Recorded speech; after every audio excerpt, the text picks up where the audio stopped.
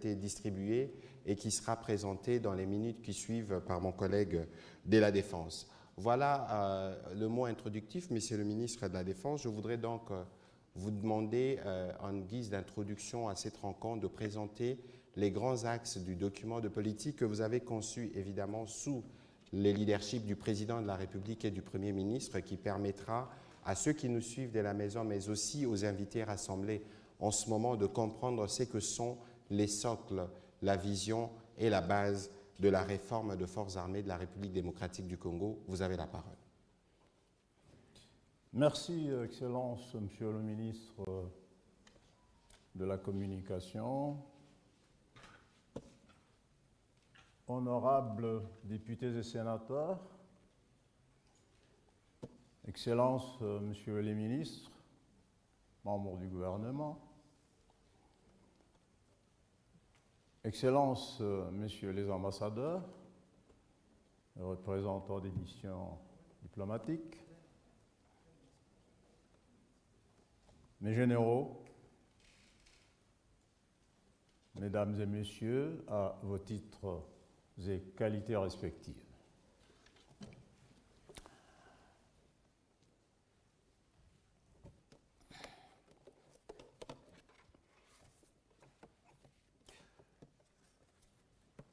En liminaire,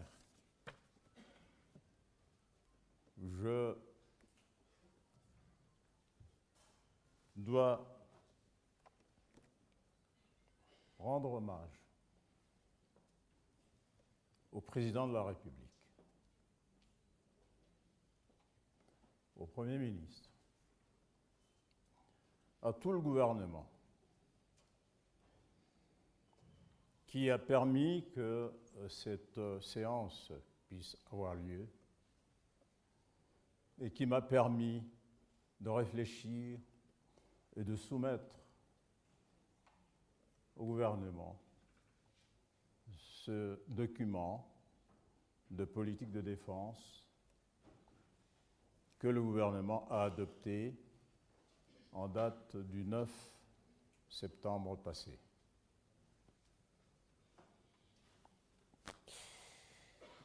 D'emblée, je voudrais dire que certains ont exprimé leurs appréhensions ce matin, et même un peu avant que je n'arrive ici, en me disant « mais vous allez parler de politique de défense, mais c'est un secret ».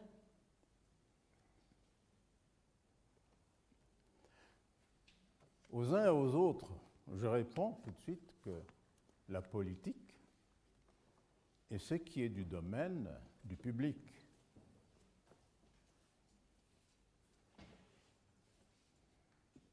Et ce qui n'est pas du domaine du public, on ne l'appelle pas politique.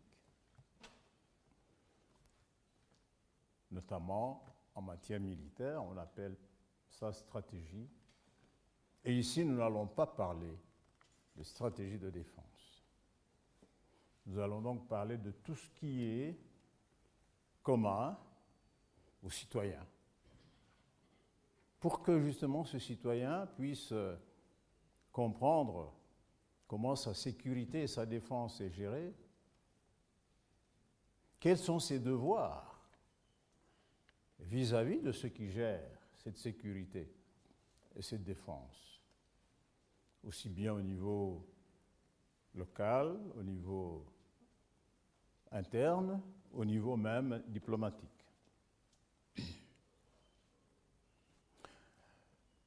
La politique de défense de la République, comme je l'ai dit en introduction dans ce document,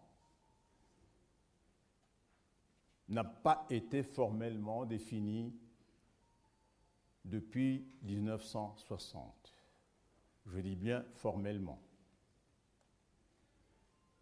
Certes, il y a eu des actions politiques, mais les grands pays comme la France, comme les États-Unis, comme la Russie, comme l'Afrique du Sud, définissent leurs principes politiques qui doivent guider la défense de leur pays. Le Congo ne l'a pas fait depuis 1960. C'est ce qui a poussé votre serviteur devant ce constat à proposer au chef de l'État et au Premier ministre que nous puissions nous doter d'une politique qui va guider pour des années, des dizaines d'années, notre démarche de défense de la patrie. Avant nous, notre pays, qui est pays depuis 1885, après la conférence de Berlin, le propriétaire de l'État indépendant du Congo, qui s'appelait le roi Léopold II,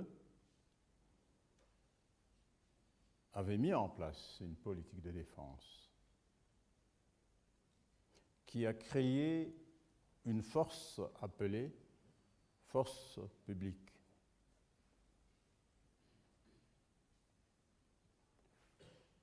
Les objectifs majeurs de cette force publique en ce temps-là étaient deux. C'était au plan interne la subjugation des royaumes, des populations congolaises pour permettre l'exploitation des matières premières. Nous connaissons l'histoire. Des mains coupées,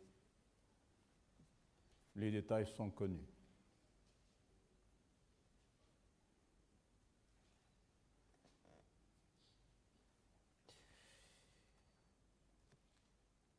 Eh bien, le roi Léopold II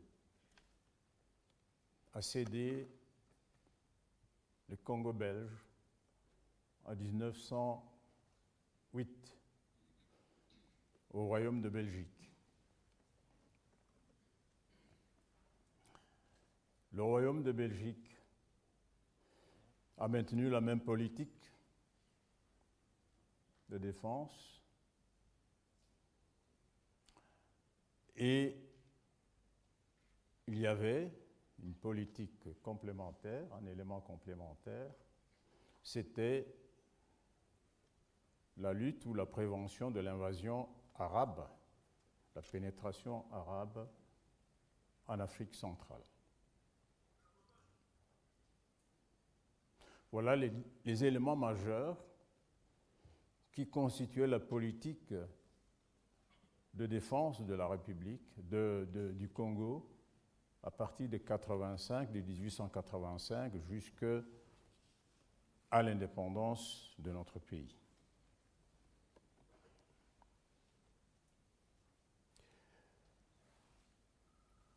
Après la Deuxième Guerre mondiale, il y a eu un troisième élément qui s'est ajouté à cette politique. C'était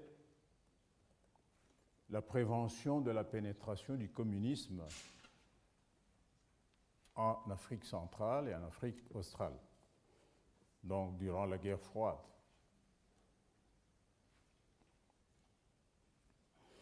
Et sur ces entrefaites, donc ces trois éléments de la politique qui étaient mis en place depuis 1885, bien, ont cessé d'être des éléments de la politique en 1960 parce que nous sommes devenus indépendants. À l'indépendance, nous continuions quand même d'une certaine manière à relever de la politique belge sur le plan de la défense, de la politique plutôt occidentale sur le plan de la défense, et notamment de l'OTAN. Nous pouvons considérer que la lutte contre la pénétration du communisme pouvait encore être considérée comme un élément de notre politique de défense, même si ce n'était pas formellement dit, puisque nous étions quand même indépendants et nous n'étions pas membres de l'OTAN. Mais en vérité, nous étions une sorte de projection lointaine de la défense de l'OTAN en Afrique.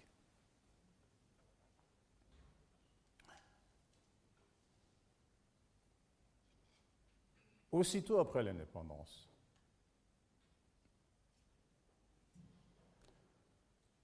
nous avons eu, nous le connaissons nous tous, une sécession katangaise. Nous avons eu ensuite une sécession kassaïenne, la même année.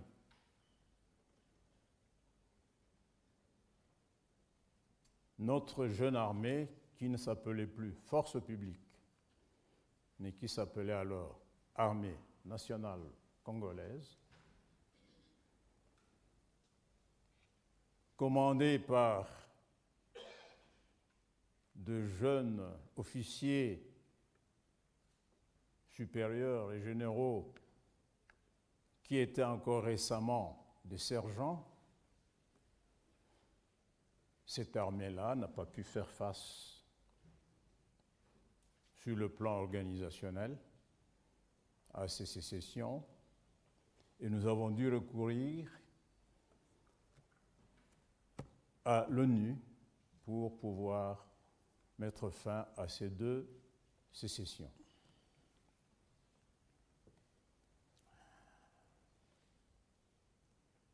En 1963, il y a eu la rébellion mouléliste.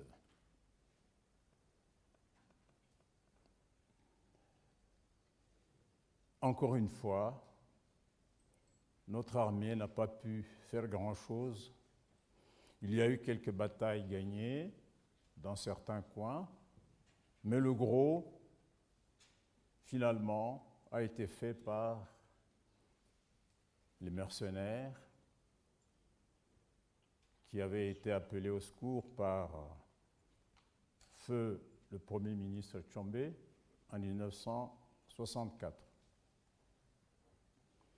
Ils ont mis fin à la rébellion.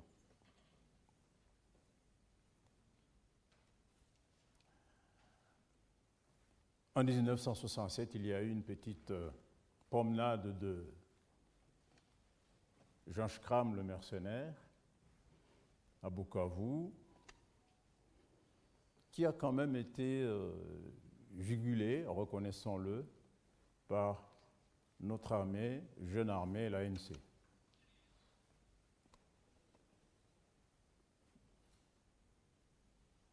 Dix ans se sont passés, de 67 à 77. En 77,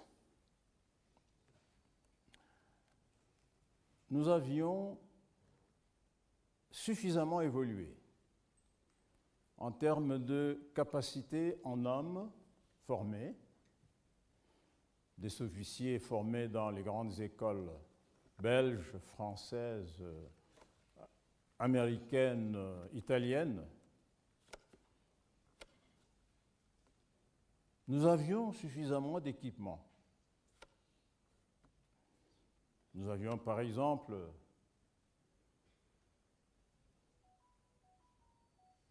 à la force aérienne 7 C-130 transport aérien. Nous avions une dizaine de DC-3.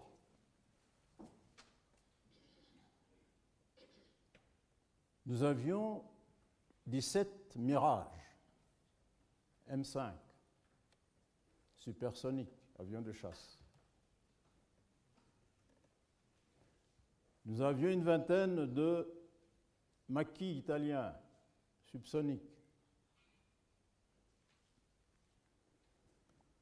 Nous avions un escadron d'hélicoptères qui allait de Puma jusqu'à l'Alouette en passant par le Super Frelon, les Gazelles, ainsi de suite.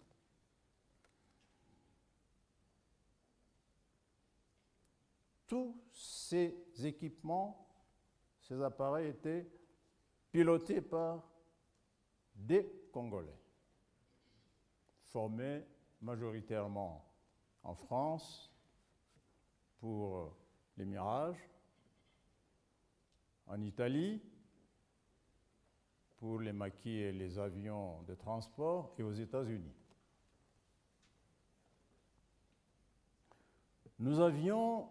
On venait d'avoir une division qu'on appelait la division Camagnola. Division, c'est 12 000 hommes. Une infanterie mécanisée et qui était basée au Katanga, appelé Chaba à ce moment-là, Kolwezi. Nous avions à Kinshasa une DITRAC, qu'on appelait Division des troupes aéroportées renforcées de choc. C'était des paracommandos, une division qui assurait en même temps la sécurité du chef de l'État. Nous avions à Bazangungu un bataillon devenu rapidement brigade blindée.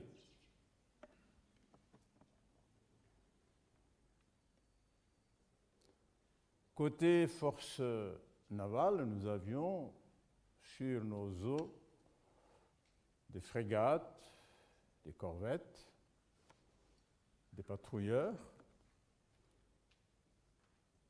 tous, encore une fois, pilotés par des Congolais. C'est sur ces entrefaites qu'éclate la première guerre du Chaba, qui a éclaté exactement le 8 mars 1977.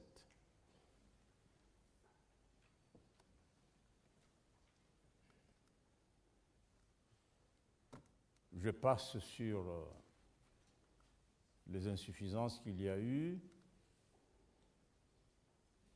mais je vais quand même dire qu'il y a eu un incident majeur.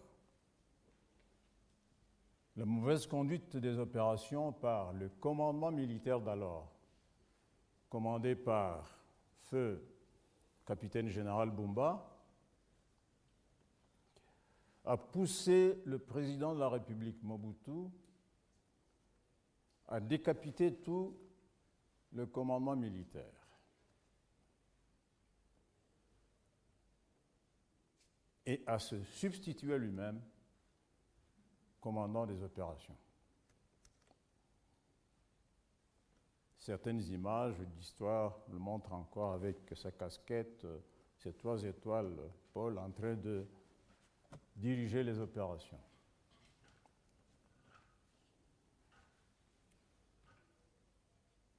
Eh bien, pourquoi il a décapité? C'est parce que, avec toute cette armada que nous avions, avec toutes ces capacités humaines que nous avions,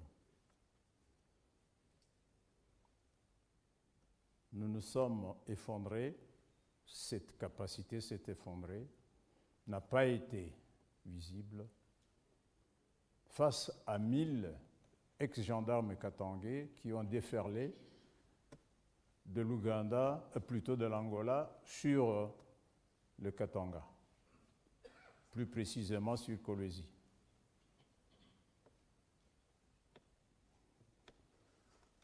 La mort dans l'âme, le président Mobutu a dû faire recours aux Marocains qui sont venus mettre fin à la première guerre du Chaba. Un an après, il y a eu récidive de la guerre du Chaba, toujours à Kolwezi,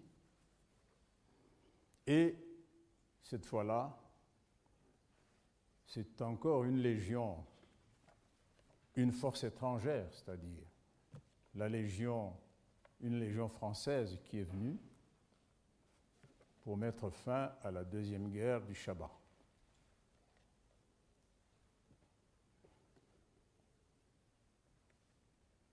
C'est passé une période d'accalmie d'à peu près 22 ans, de 77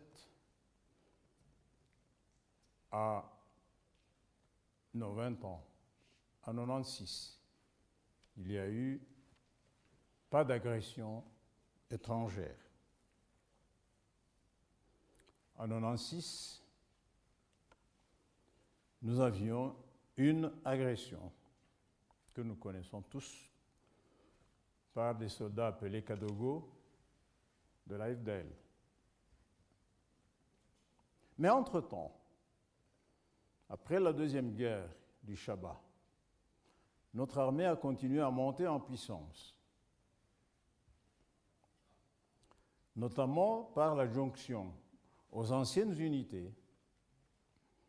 Il y a eu la 31e brigade Para, qui était basée au CETA, juste en face de l'aéroport de Njili, qui avait été, pour l'entraînement et l'encadrement, confié aux Français. Et ensuite, il y a eu la 41e brigade commando, qui était basée à Kisangani, avec l'assistance chinoise.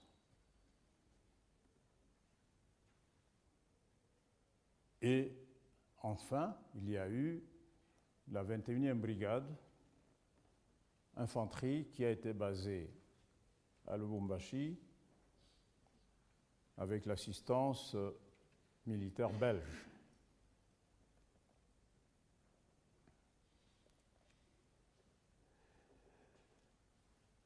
À la Ditrac, qui était au Kanchachi, on a ajouté un régiment d'artillerie lourde. Et enfin, en 1985, notre système de défense s'est enrichi de la garde civile.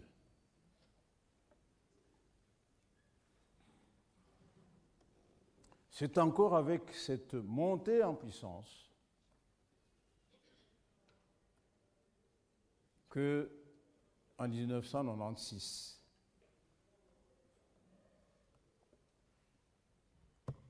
M. Kabila, Laurent, décide, à partir de l'Émirat, de marcher sur la République.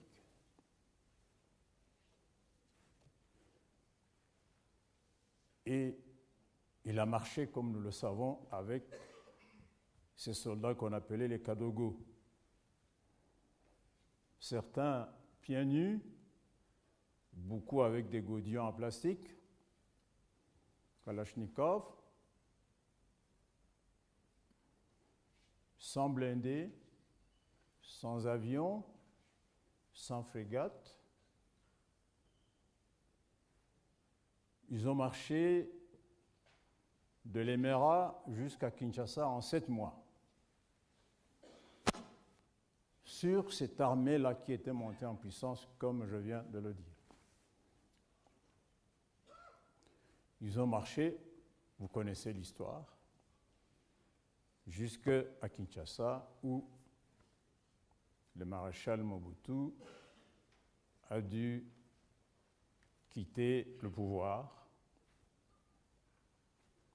et les forces armées zaïroises se sont effondrées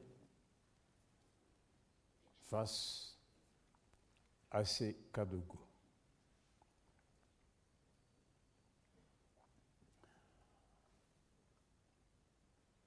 En 1999,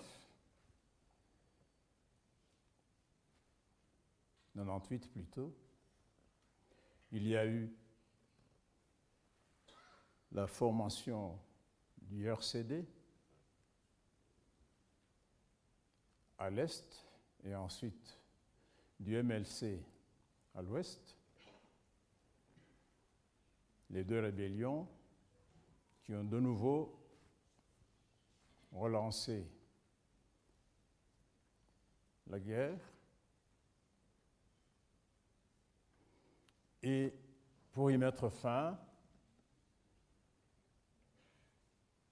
cette armée devenue armée de libération n'a pas pu faire grand-chose.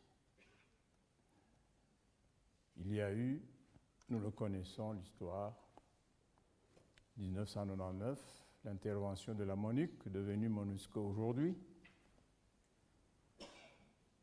2002, il y a eu la fin de la guerre. Et le reste de l'histoire, nous la connaissons nous tous.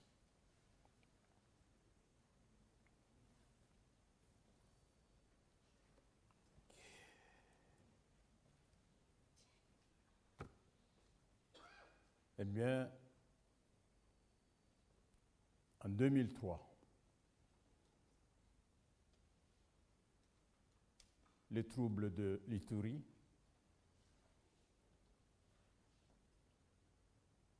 nous avons dû tendre la main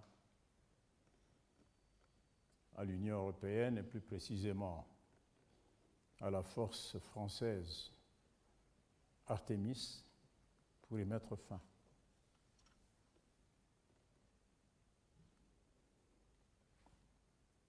Et depuis 2003 jusqu'à aujourd'hui, notre armée, à partir de 1999, est appuyée par la MONUSCO. Nous venons depuis novembre 2021 de faire appel à l'UPDF, c'est-à-dire à l'armée ougandaise, pour nous aider à combattre les ADF dans le Nord Kivu et maintenant aussi dans l'Ituri. Si j'ai fait ce petit rappel historique, c'est pour vous montrer que nous avons eu, certes, une armée, mais nous avons eu des faiblesses visibles, évidentes, qui ont fait que, presque à chaque agression, nous avons dû tendre la main à l'extérieur.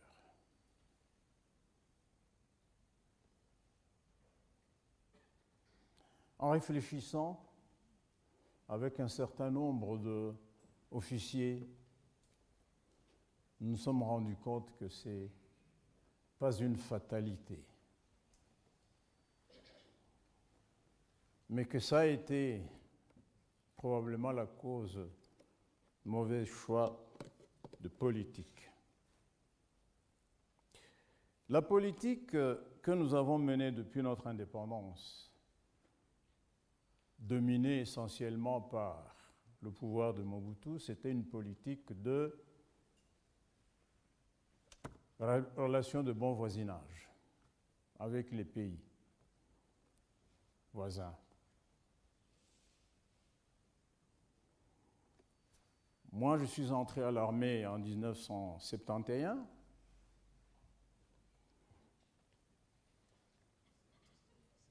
Je n'ai jamais entendu, j'ai été vers la fin de ma carrière, pendant 15 ans dans le haut commandement militaire, je n'ai jamais entendu parler en haut lieu du mot de dissuasion. Dissuasion vis-à-vis de nos voisins, dissuasion vis-à-vis de toutes les personnes qui auraient des velléités de nous envahir. Je n'ai jamais eu un débat là-dessus.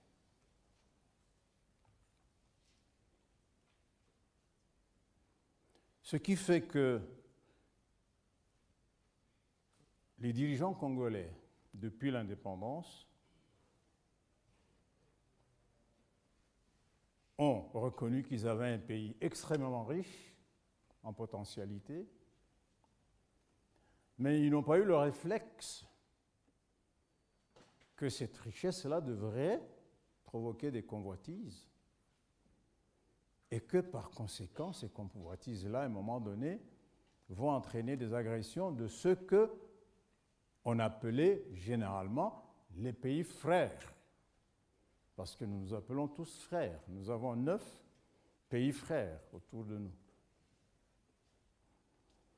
Le Congo s'est toujours comporté comme un pays qui ne doit pas s'inquiéter de ce que ses frères peuvent lui faire. Et donc, le mot dissuasion n'a jamais caressé notre cerveau. Dissuasion externe vis-à-vis de l'extérieur. Et ainsi, notre armée, qui était apparemment bien formée, je parle des années 80-90, qui a même gagné certaines campagnes à l'extérieur, notamment au Tchad, où on a fait mordre la poussière à M. Goukouni-Ouédé et Kadhafi. Eh bien, nous nous sommes malheureusement comportés comme si il n'y avait pas d'ennemis autour de nous. Et les événements qui nous sont arrivés, que ce soit en 67, que ce soit plus tard en 97, 2 fois, 98, et enfin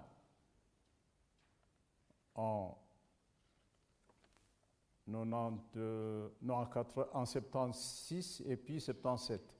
Et puis en 96 avec les Kadougou, tous ces événements-là qui nous sont arrivés comme par surprise. Nous étions presque surpris que ça nous arrive parce qu'on ne comprenait pas que nos voisins puissent nous envahir. Devant ce tableau, devant cette histoire, faut-il continuer?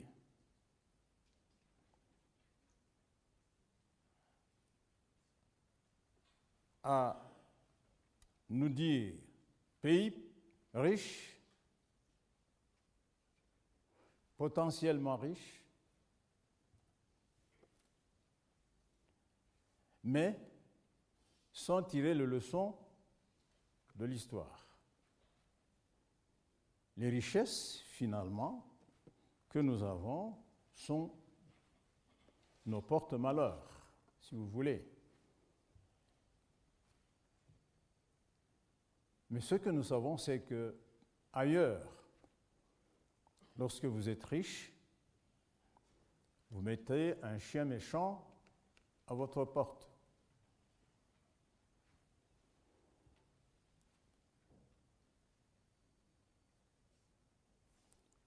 C'est ce qui a fait que nous avons réfléchi. Mais on n'a pas réfléchi que sur la dissuasion vis-à-vis de l'extérieur. On a aussi réfléchi sur la dissuasion vis-à-vis de certaines forces intérieures. Je vous ai parlé de rébellions qu'il y a eu dans les années 60. Il y a de soubresauts que nous connaissons, nous tous, régulièrement, dans certains coins de la République. Je n'entre pas dans les détails. Et ces désordres qui parfois arrivent à des rébellions, nous avons le cas à l'est du Congo, devraient constituer aussi une préoccupation sur le plan de politique de défense en termes de dissuasion interne.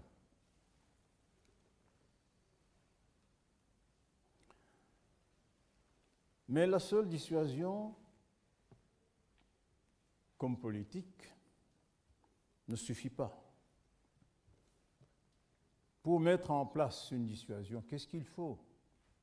Il faut construire une armée.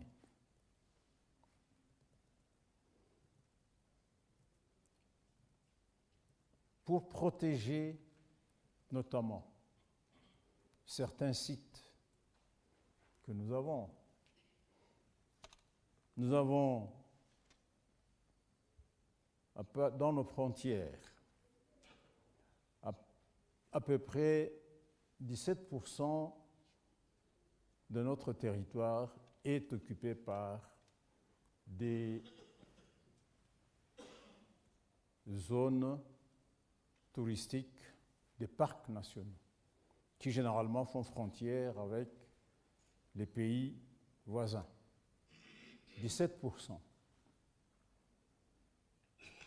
Avec ce que nous connaissons comme faune et flore dans ces espaces. Nous savons ce qu'ils subissent de la part de certains de nos voisins. Ce sont des aires qui doivent être absolument protégées. Il est vrai qu'il y a aujourd'hui le corps PPN qui les protège, mais le corps PPN a des insuffisances qu'il faut absolument corriger. Nous avons de grandes richesses minières, des sites qui sont convoités par certaines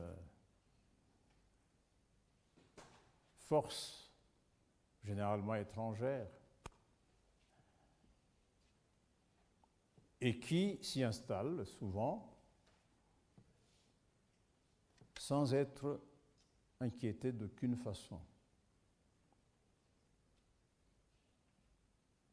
Si nous voulons continuer à être riches, ou dire riches, nous devons commencer par sécuriser, défendre ces aires-là.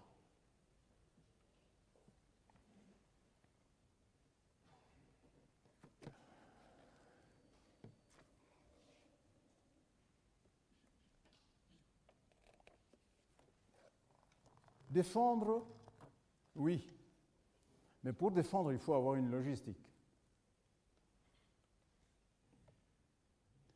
Le Congo est le pays qui vend, en tout cas parmi les pays qui vendent le plus de matières premières au monde à toutes les nations, à commencer par les nations les plus fortes.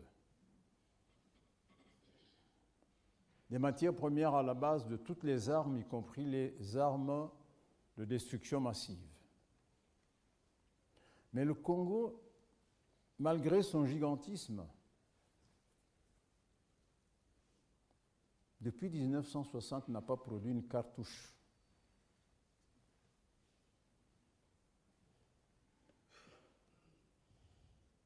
Même pour une cartouche, nous avons l'embargo, qui, Dieu merci, grâce notamment à la France, vient de nous être levé.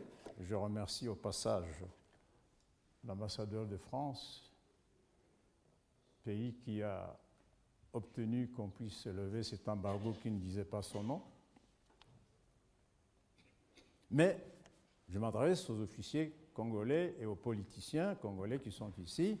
Est-il normal qu'en 60 ans, nous n'ayons pas développé une capacité pour fabriquer une cartouche? Quand je parle de la cartouche, je parle de tout le reste de la logistique de guerre. Est-il normal? Je dis non. Napoléon, Alexandre le Grand, Shaka Zulu, nos royaumes, nos ancêtres, avant la colonisation, fabriquaient leurs lances, leurs flèches, leurs javelots, leurs boucliers. Mais comment se fait-il que, depuis l'indépendance, nous, les ingénieurs congolais, les scientifiques et autres, n'ont pas pensé qu'il fallait nous protéger en fabriquant, en produisant nos propres armes, nous qui vendons toutes les matières premières pour fabriquer ça. Donc nous devrons, dans cette politique de défense, développer une capacité d'autonomie logistique qui pourra être progressivement développée et pourquoi pas nous rendre une bonne autonomie.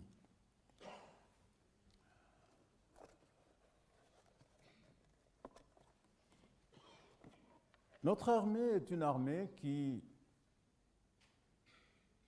une des rares armées qui n'a pas de réserve.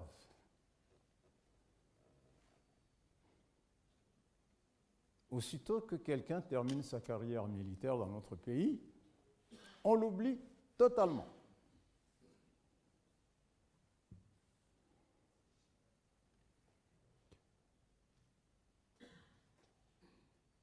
Les anciens militaires, certains sont ici, certains anciens généraux, ne sont plus comptés comme des ressources potentielles en cas de par notre armée. C'est anormal d'avoir une armée d'active sans une armée de réserve. Cette politique de défense a décidé d'instaurer la réserve. Cette politique de défense a décidé, donc, après l'industrie de défense, de créer une réserve. Mais il n'y a pas que ça. Nous avons beaucoup de jeunes dans notre pays qui veulent devenir militaires. Et généralement, les vocations ne naissent pas au-delà de l'âge adulte. Les vocations naissent souvent entre 10 et 15 ans. Mais ceux qui veulent devenir militaires à cet âge-là, chez nous, ne sont pas pris en charge. Nous avons pensé qu'il est temps d'instaurer une école de cadets pour nos vocations militaires.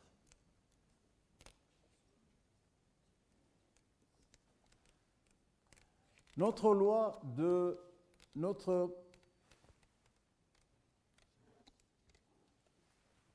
la loi fondamentale de notre pays prévoit un service militaire obligatoire sous certaines conditions légales. Nous voyons comment notre jeunesse dans le pays aujourd'hui se comporte.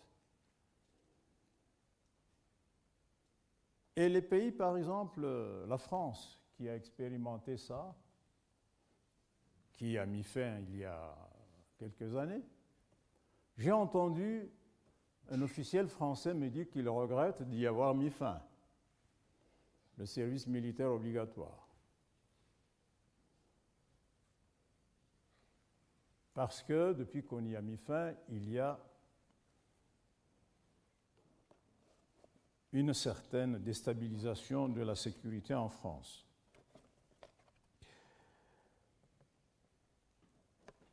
Nous pensons, au niveau du Conseil des ministres, qu'il est temps que nous puissions étudier des modalités de créer un service militaire obligatoire pour notre jeunesse, notamment ceux qui terminent les humanités. Mais il n'y a pas que cette forme-là d'enrôlement à l'armée. Nous avons un pays qui a besoin de cerveaux dans son secteur de défense. Nous avons pensé qu'il faut instaurer un système de service militaire contractuel. Contractuel pour certains cadres techniques, scientifiques, qui seraient affectés dans nos laboratoires de recherche militaire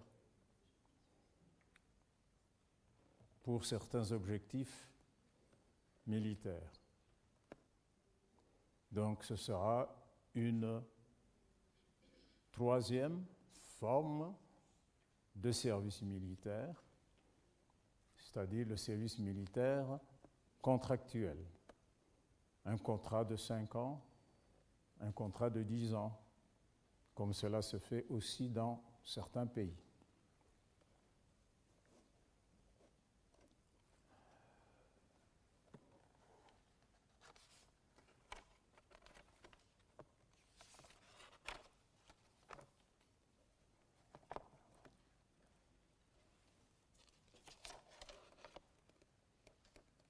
Les menaces, il n'y en a pas que dans l'espace physique.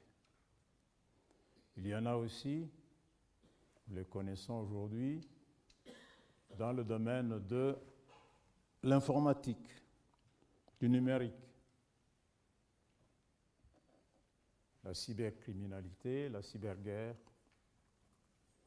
doit être une composante, une préoccupation pour notre système de défense.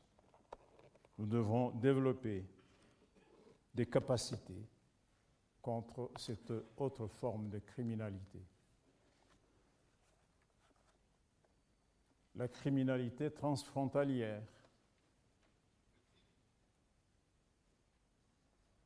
Il est vrai que tout ce qui est frontière est géré par la DGM, par la douane.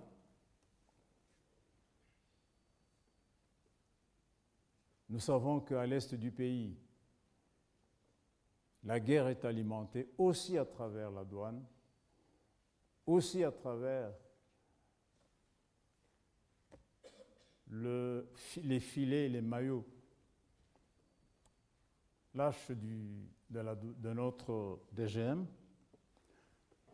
Nous devons donc avoir un système de défense militaire et civil suffisamment intégré avec des passerelles suffisamment fonctionnelles pour que ces maillons-là ne soient plus ceux qui sont aujourd'hui.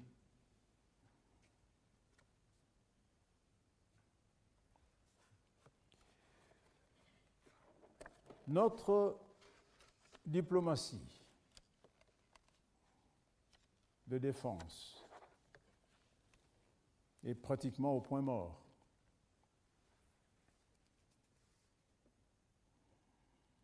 Le Congo ne participe à aucune activité internationale dans le domaine, par exemple, de l'ONU, Ce ne sont pas les capacités qui nous manquent. On n'y a pas pensé. Il est temps d'y penser. Donc, la contribution du Congo, notamment au maintien de la paix. Mais aussi, dans le cadre de la diplomatie de défense, nos pays amis, les États-Unis, la France, la Chine, d'autres, l'Afrique du Sud, nos relations militaires avec ces pays-là souffrent de absence de gestion. Je ne dirais même pas insuffisance d'absence de gestion. Nous devons redynamiser, reprendre cette gestion de manière à ce que la diplomatie de défense congolaise puisse être effective.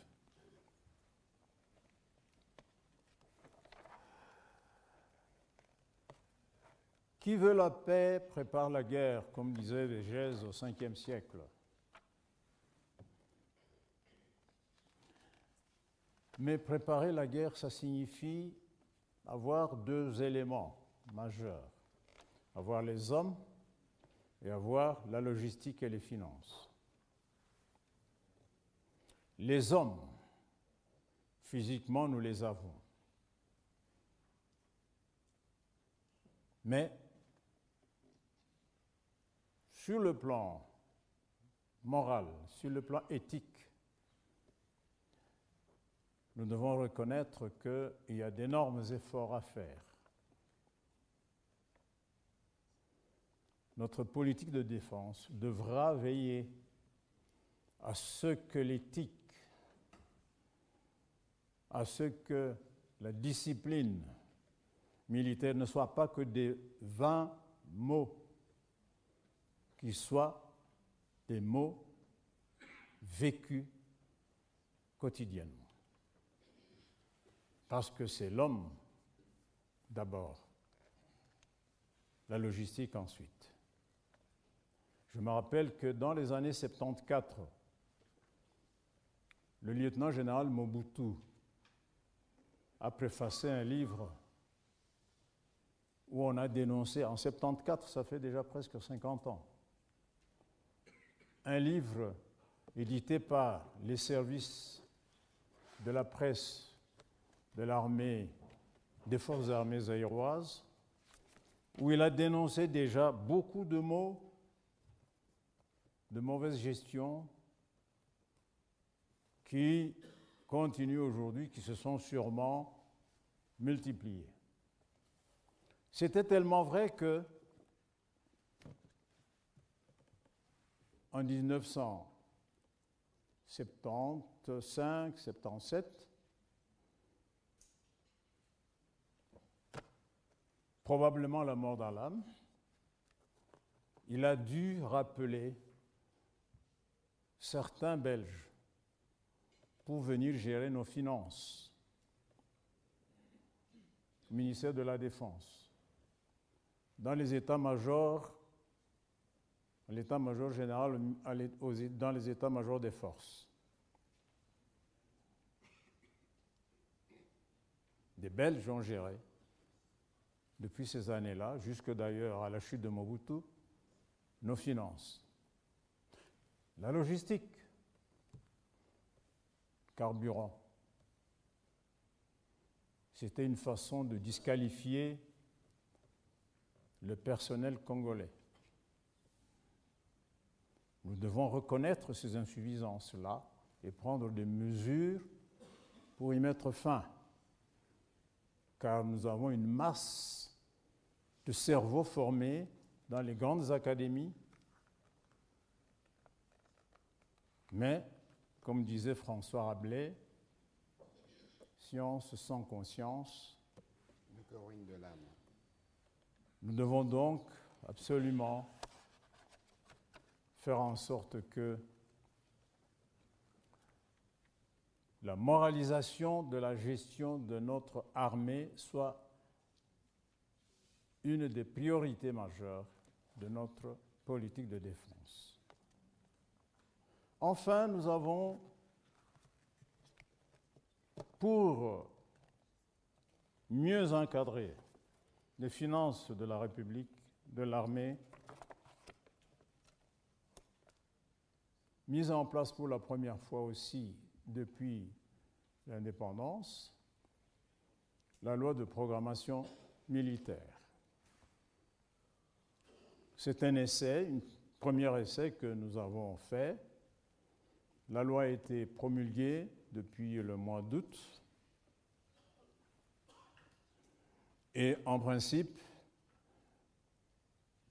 ces premiers résultats, ces premiers fruits vont se manifester cette année-ci. Plutôt l'année que nous allons entamer dans une semaine. Cette loi de programmation militaire, combinée à une éthique sans reproche, à une discipline de fer,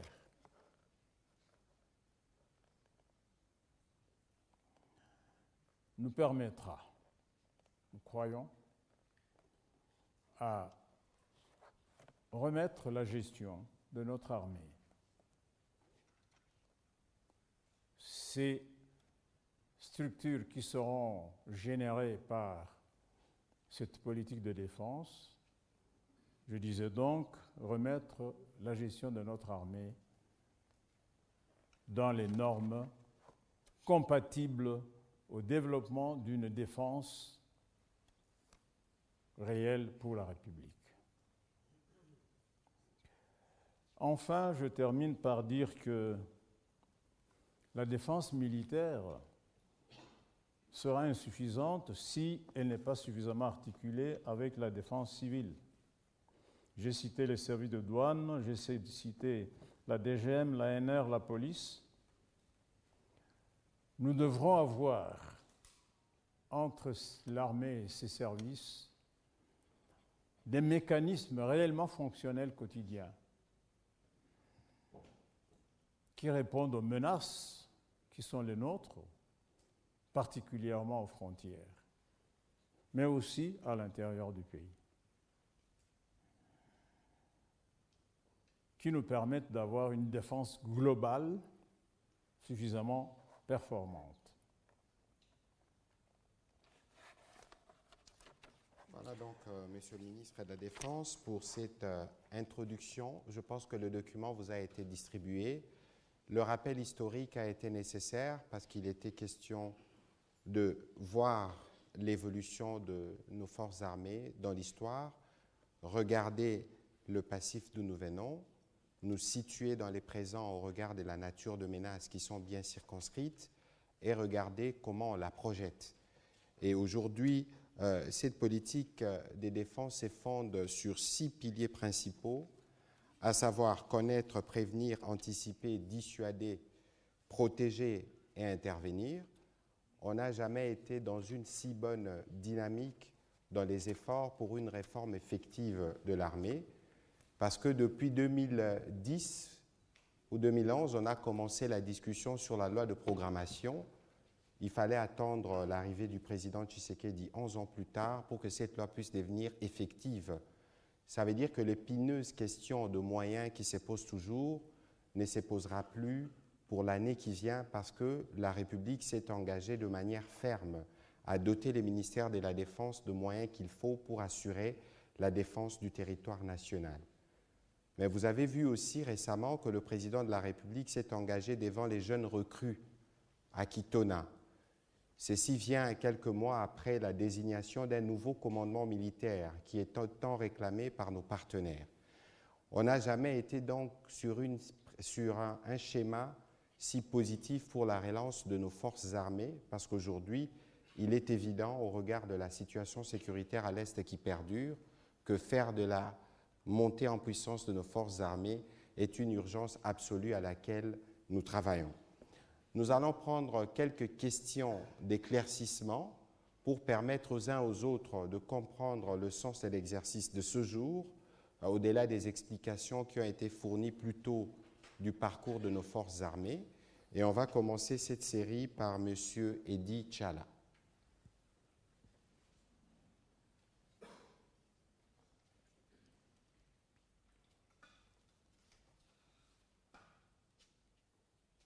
Excellence, Monsieur le Ministre, 62 ans, on a connu une politique de bon voisinage qui n'était pas écrite quelque part. Heureusement que celle-ci est bien écrite, nous l'avons lue. La population congolaise est pressée, le Congo est pressé pour occuper sa position, répondant à ses dimensions. Est-ce que cette politique que vous venez de présenter est assortie de quelques plans d'action, un chronogramme pour que nous ayons une idée sur ce que pourrait devenir dans combien de temps notre armée et notre défense? Merci.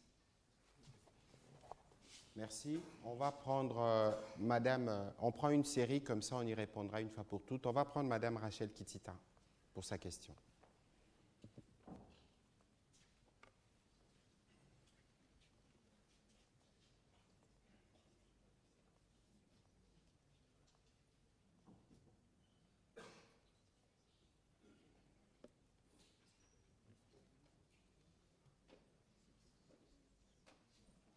On va demander à Benoît Niemba, Innocent Olenga et à Patrick Lakwe de se préparer pour une question par personne, comme ça, ça nous permet de capitaliser sur le temps. Madame Kitita, vous avez la parole. Merci beaucoup, Monsieur le Ministre, pour la parole. Monsieur le Ministre de la Défense, une question, c'est pour nous également, tous ceux qui nous suivent, c'est une question qui concerne la défense, alors qu'on dit que des questions de défense sont généralement des questions sensibles. Pourquoi aujourd'hui présenter un document sur la politique de défense? Alors, il faut vulgariser également ce document, pas seulement pour ceux qui sont dans cette salle ou ceux qui suivront à travers la RTNC qui diffuse l'activité en direct, la présentation. Comment vous allez faire pour vulgariser ce document, sachant que la RDC, non seulement le français, langue officielle, dispose de 4 langues nationales.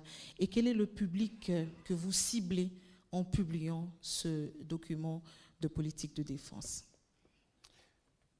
Prochaine question, Monsieur Lakwe.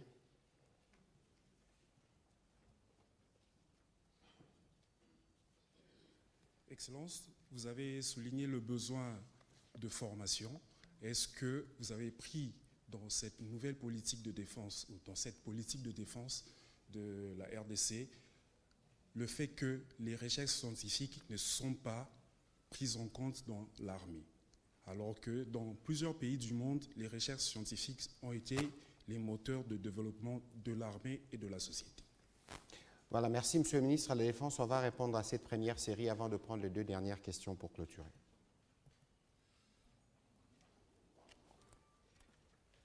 La première question porte sur la politique de bon voisinage avec les pays amis, si j'ai bien compris, les pays voisins. Comment est-ce que cette politique de bon voisinage sera conciliée à cette politique de défense? Bien. La France et ses voisins, l'Amérique et ses voisins, les États-Unis et ses voisins, sont des pays amis. L'Afrique du Sud et ses voisins sont des pays amis. Je vous ai dit que être voisin ne exclut pas, d'ailleurs commande. Je vais prendre un exemple simple. Quand vous avez une maison chez vous, nous avons tous des clôtures qui entourent nos maisons. Pourquoi est-ce qu'on met la clôture? Ce n'est pas parce que le voisin est ennemi. Parfois même le voisin est ami ou même frère. Mais on met la clôture. Pourquoi on met un chien méchant? Ce n'est pas pour mordre les passagers inoffensifs. C'est pour mordre les passagers qui tenteraient de violer la parcelle. Donc, la politique de bon voisinage n'exclut pas ce que nous entendons par dissuasion. Et cette dissuasion, je vous l'ai dit, est fondée sur le fait que le Congo est plein de miel, le Congo est plein d'or, le Congo est plein de richesses. Et si ces richesses, ce miel n'est pas protégé d'une certaine façon, même quelqu'un qui n'a pas vraiment envie de nuire au Congo pourra, malgré lui, être tenté. Bien, absolument. Pourquoi un document sur des questions sensibles généralement? J'ai commencé mon message par dire que la politique, qu'elle soit de défense, qu'elle soit scientifique, qu'elle soit économique, le mot politique est du domaine du public. Ce sont les principes. Les principes sont du domaine du public. Les options fondamentales sont du domaine du public. Ce qui n'est pas du domaine du public, c'est lorsqu'on passe à la phase, à l'étape de mise en œuvre. Ça, ce n'est plus du domaine du public. Mais le peuple congolais doit savoir, parce que le peuple congolais paye les impôts pour l'armée. Il doit comprendre pourquoi il paye des impôts pour l'armée. Il doit savoir que, par exemple, je l'ai dit dans le document, même si je n'ai pas donné de détails là-dessus, que cette armée-là doit participer au secours en cas de catastrophe. C'est un droit pour ce peuple de le savoir que s'il y a une catastrophe, il sera secouru. Donc, la politique de défense que je développe maintenant, que je viens de présenter, n'a rien de secret. Ce n'est pas un secret militaire. Prise en compte de la recherche, c'est une bonne question, parce que l'industrie de défense ne pourra pas se concevoir sans recherche. Recherche industrielle, recherche scientifique. Eh bien, c'est l'occasion, c'est le moment justement qui m'est donné d'appeler tous les scientifiques, tous les techniciens congolais qui ont quelque chose en tête qui peut contribuer au développement de la logistique de défense, de venir nous voir pour que nous puissions voir comment, avec eux, nous allons développer les capacités logistiques de la défense. D'accord, avant de prendre la prochaine question, je vais faire un petit commentaire sur ce que vous avez dit, Madame Rachel. Il faut savoir que l'un des objectifs que nous poursuivons dans le cadre de la publication de ces documents, c'est aussi pour attirer l'attention des Congolais. Parce qu'il sera question d'assurer la montée en puissance de notre armée, on va demander aux parents d'envoyer leurs enfants. Ils doivent être au courant de comment l'encadrement de leurs enfants va se faire, premièrement. Deuxièmement, est-ce que lorsque vous rencontrez un militaire à 23 heures, dans quel état vous vous sentez? Vous sentez-vous en sécurité ou vous vous sentez en insécurité? L'objectif, c'est aussi d'améliorer qualitativement les rapports entre les hommes en uniforme et les populations. Et très souvent, d'ailleurs, le président de la République est revenu plusieurs fois avec ça. Vous regardez par exemple en Ituri, les génies civils de l'armée ont abattu un travail extraordinaire pour ouvrir les routes. Et donc aujourd'hui, l'objectif, c'est aussi de voir dans quelle mesure on améliore ces rapports. Évidemment, au niveau du ministère de la Communication, nous appuierons le ministère de la Défense pour que les principes fondamentaux coulés dans ces documents puissent être compris, de sorte que lorsqu'on vous demande, on dit par exemple, vous devez constituer une armée des réservistes, un contrat de 5 ans dans l'armée, que vous soyez confortable à venir parce que vous savez comment les choses vont fonctionner. Ce ne sera pas seulement dans ce que nous disons, mais il y a des aspects, notamment opérationnels, qui vont accompagner cette politique de la défense qui relève du secret militaire ou du secret défense, mais les principes fondamentaux doivent être connus pour que le partenaire qui nous regarde, aujourd'hui, on a obtenu la levée à l'unanimité de l'embargo qui pesait sur nous, c'est parce que justement, il y a cette confiance qui nous est faite, et dans les cas de cette confiance, il y a des choses que nous devons faire absolument. On va prendre les dernières questions. Il y en aura une en Swahili pour vous, Monsieur le ministre, et une en Lingala. Je ne sais pas si vous pourrez répondre, mais on prend Benoît Niemba, Innocent Lenga avant les questions en langue nationale. Une question par personne, s'il vous plaît. Excellence, Monsieur le ministre, je pose ma question à votre conclusion. Je lis le paragraphe. Le passerelle entre la défense militaire et la défense civile, entre parenthèses, service sécurité diplomatique et diplomate, devront être clairement définis en vue d'une défense globale et performante. La question de savoir, Monsieur le ministre, cette passerelle était comment avant pour que ça soit défini clairement? Merci. Merci. Monsieur Innocent Olenga. Merci beaucoup pour la parole. Monsieur le ministre de la Défense, faudra-t-il combien d'hommes, au moins combien d'hommes, pour que notre armée soit très efficace et fasse, excusez-moi la tautologie, contre toutes les agressions? Deuxième question, très rapidement, à quand la réhabilitation du centre de Kotakoli, qui a formé des commandos dans ce pays? Merci. Prochaine question, elle sera en Swahili. Monsieur le ministre de la Défense. Asante sana. Nina ulizo moja tu juu ya kitabu yenye tumeona leo. Kitabu hiki inaleta mahatua vingapi juu ya mjengo la vikosi ya Kongo? Pardon? Kitabu hiki imeleta mahatua ngapi juu ya mjengo ya vikosi ya Kongo? Inaleta majibu ngapi juu ya maendeleo ndani ya vikosi ya Kongo? Vous pouvez reformuler la question, s'il vous plaît. Kitabu yenye tunayo leo. Il pose la question en Swahili, monsieur le ministre. Voilà. Kitabu hiki ina majibu ngapi juu ya kuweza kuleta mjengo ndani ya vikosi ya Kongo? Ah. Ndio. Voilà. Et la dernière question en lingala. Monsieur Serge Seka, la dernière question.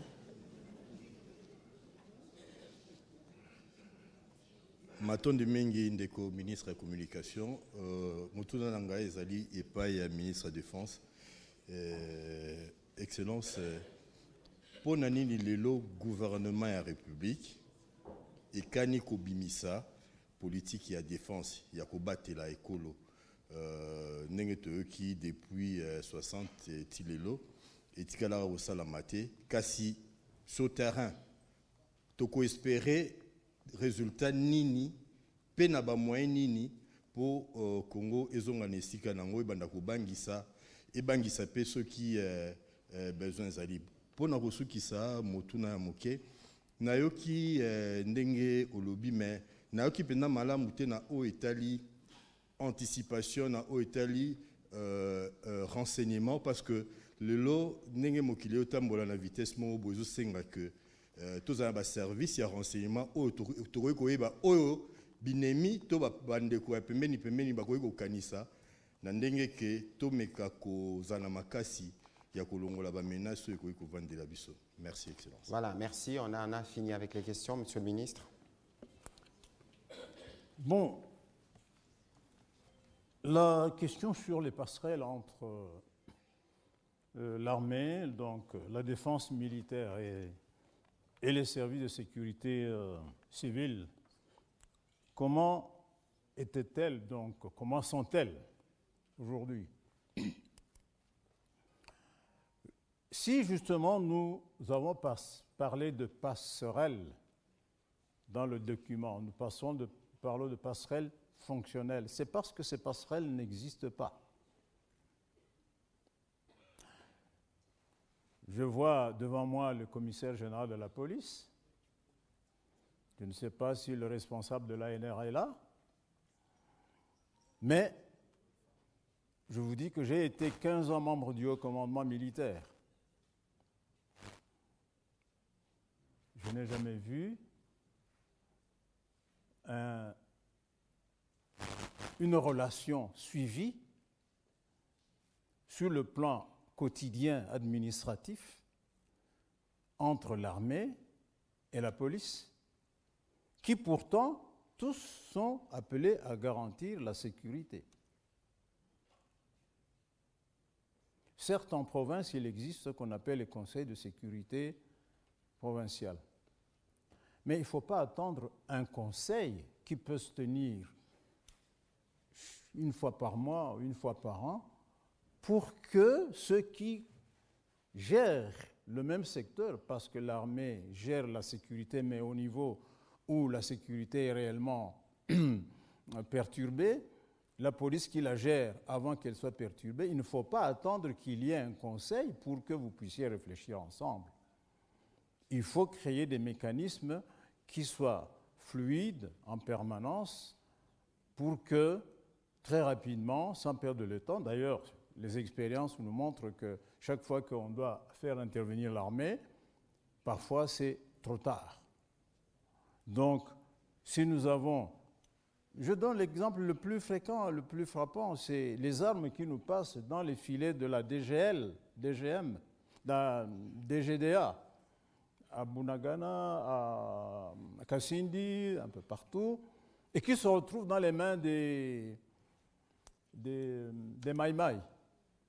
Si nous avions des passerelles fonctionnelles entre l'armée et la DGDM, la DGDA, l'armée et la DGM, probablement on préviendrait ça, tout comme les autres criminalités.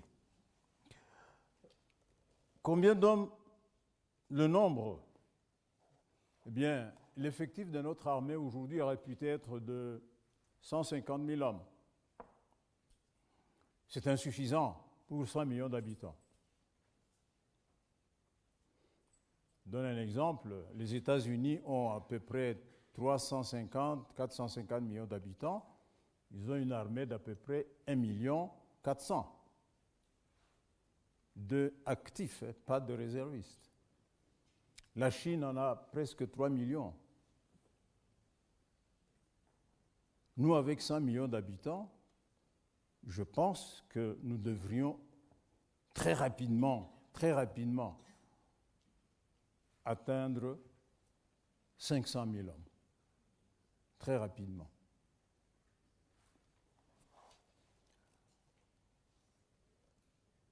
Kotakoli est en pleine réhabilitation et même presque fonctionnelle, pour votre information.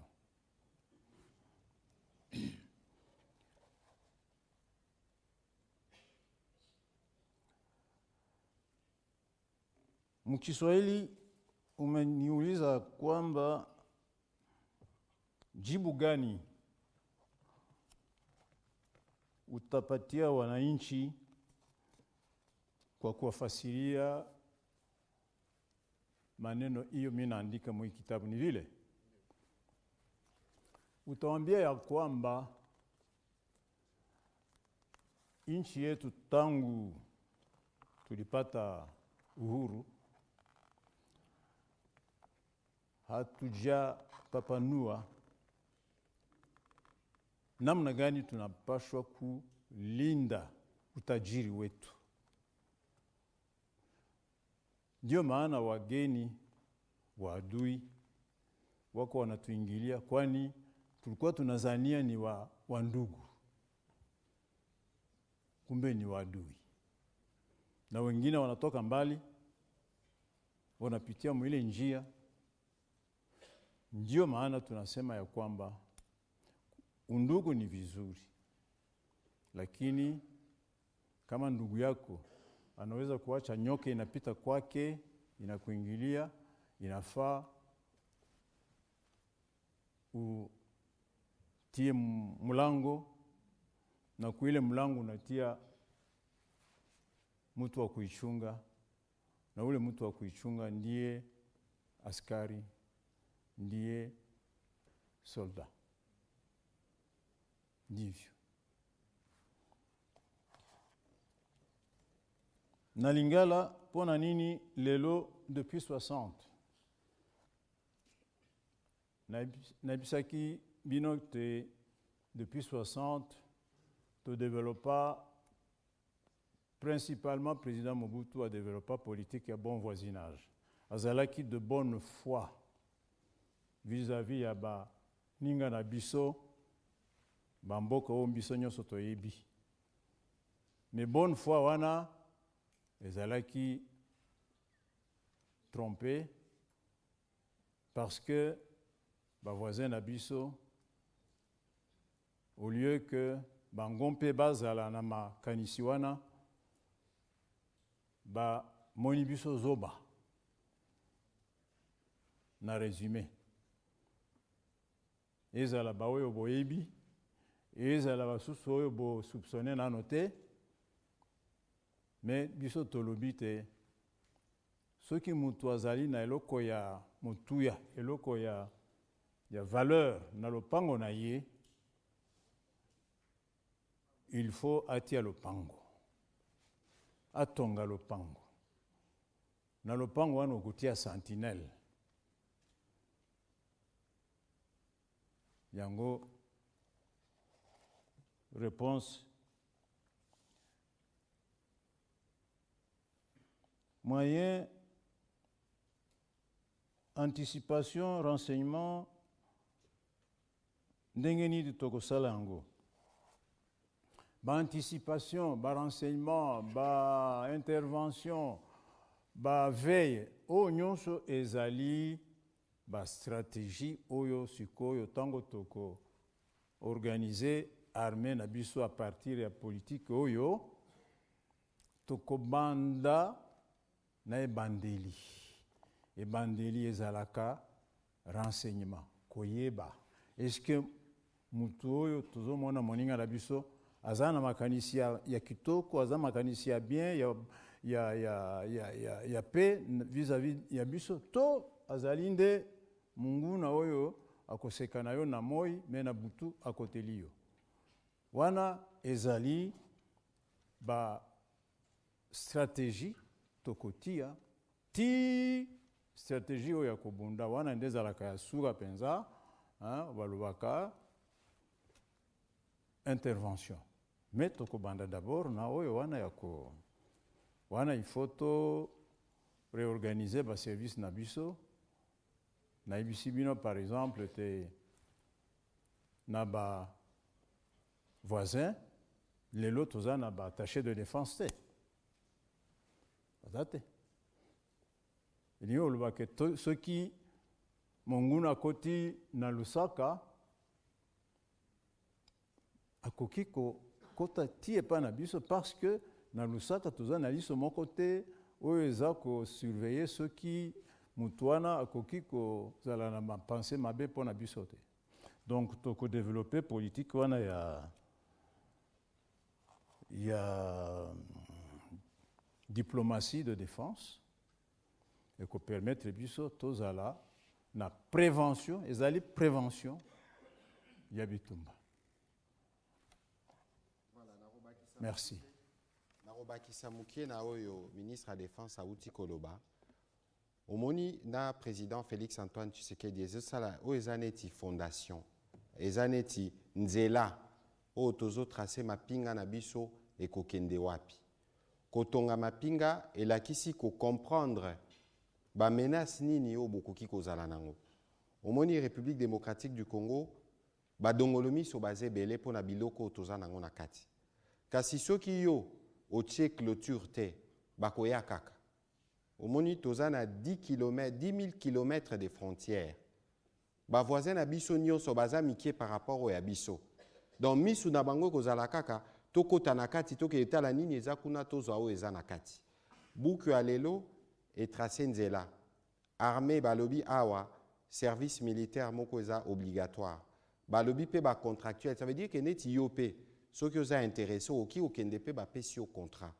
omoni lelo eza neti avant ya kokende mulai il faut koyeba nzela nini ozotrace mpo okoma esika ozokende misala oyo nyonso armée il faut esala y compris barelation na bacivile omoni bambula ebetaki ebele awa mais baunité ya baarmée nde se déployaka ata awa na Ituri armée basalaka baappui mingi na baopération de terrain donc l'air boza na mwa salongo na koya bokoki mpe kokende botuni chef d'état-major général okoki kopesa biso basoda ndambo te basunga biso parce que soda musala na ye eza kaka te kobatela ekolo mais eza mpe kocontribue na misala oyo tozosala na kati ya communauté kasi lelo eza kaka buku oyo te eza mpe mobeko oyo esalamaki na parlement toza na badepute baza na biso awa oyo tobengi na lopoto loi de programmation elakisi ke armée kozala na budget nango.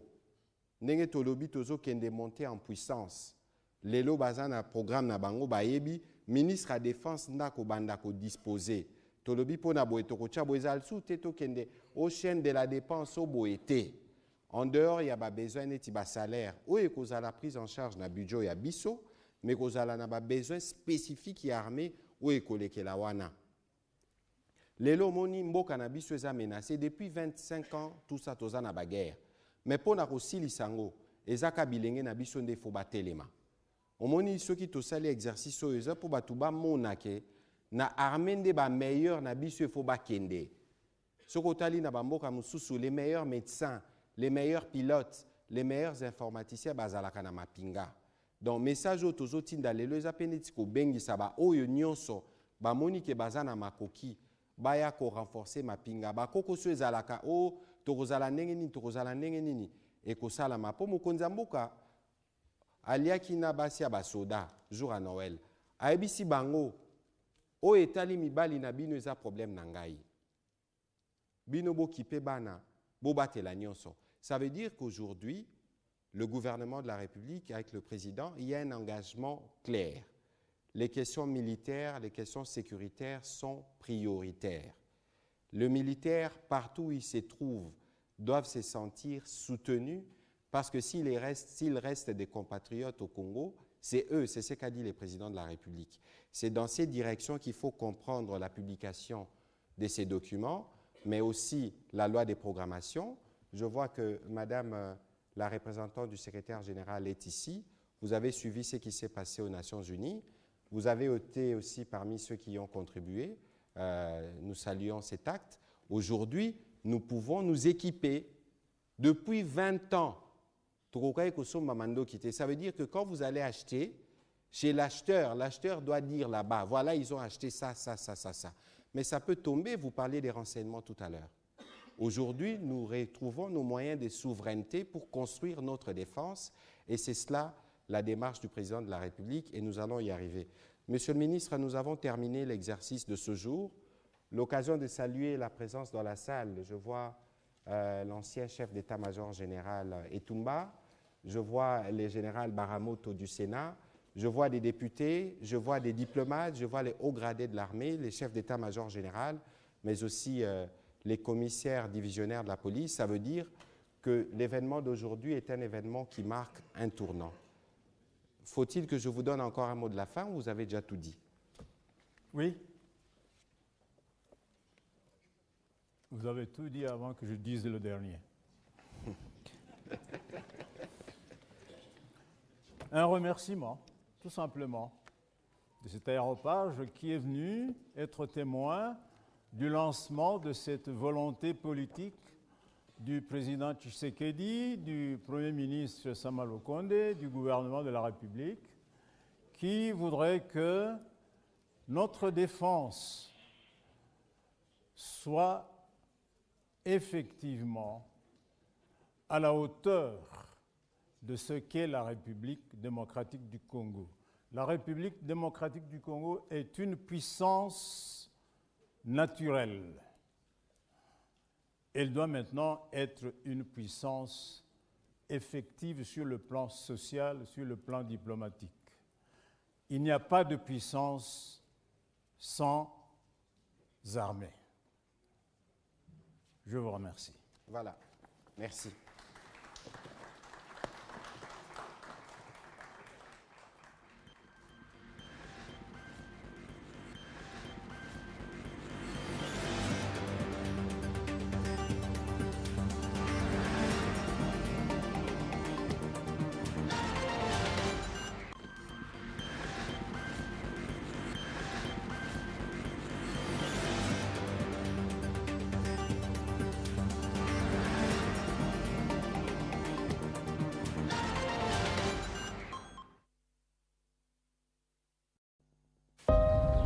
Nous devons ensemble avoir conscience que nous...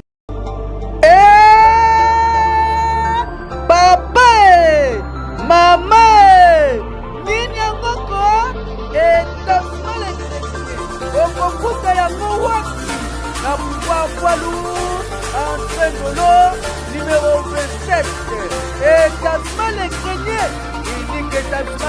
Brazzaville, province de Kinshasa. Établissement les Créniers, Souka. Établissement les Créniers, Baboyamba Yokuna, et Papa Laurent, na Maman Nanou. Bapeso ya Kolia, pe ya Komela. Na établissement les Créniers, Bazoteka, en gros, pe na détail. Na établissement les Créniers, Bapesali, ya Paris, pe na Bruxelles. Na établissement les Créniers, les peuples d'abord. Na établissement les Créniers, Dinati. Na établissement les Créniers, Souka, Souka, Souka ya Makambo.